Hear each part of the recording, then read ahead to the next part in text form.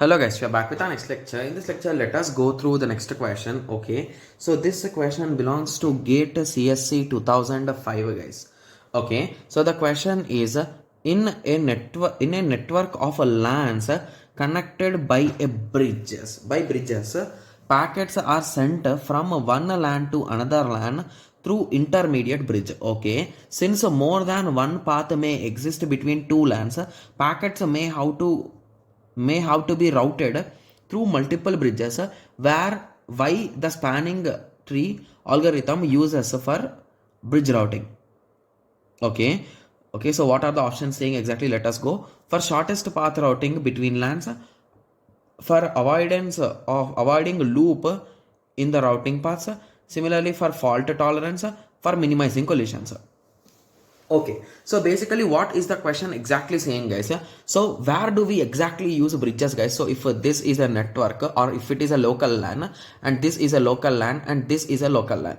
Okay, so to connect these LANs we will be using the concept of bridges, guys. So bridge is a device, to be clear, that's it. That's nothing more in it. Okay, yes. So what they are exactly asking is since more than one path may exist between two LANs, packets may have to route through multiple bridges. Why is the spanning tree algorithm used for bridge routing? So basically they are asking, why do we use a spanning tree algorithm? Like, what is spanning tree algorithm, guys? So it might be shortest distance or some kind of algorithm which will be using. So why we are using is the question.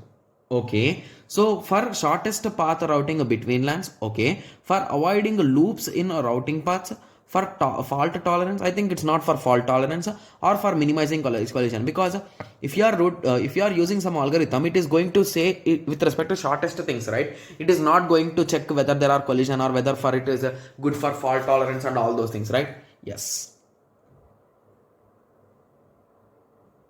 Okay, so option A could be correct, but option B makes more sense, guys. So basically whenever we are using spanning trees, so why do we mainly use a spanning trees, guys? If you recall, so what exactly is spanning tree? Basically we discussed this particular thing in data structures or algorithms. Okay, so spanning tree is nothing but it is a graph or a tree which contains no loops, guys. So basically there will be no loops. Okay, so basically spanning tree, you got the idea, right? Yes. So basically if you want me to draw a spanning tree for this particular thing, I will remove the loop in it, guys. So there will be no loops and each and every edge will be visited. Got it? Yes. So if I am using some spanning tree algorithm, so that is what I want, right? Rather than the shortest path, because sometimes you could end up in a loop and your packet will rotating. Anyway, we'll be having TTL and many other things to avoid it. But basically we use spanning tree algorithm just for this, guys, because to avoid those loops. Okay, yes. So I hope everyone got a clear idea. So in the next lecture, let us continue with the next question. Thank you. Thanks for watching. Like, share and subscribe for more awesome videos like this. Thank you.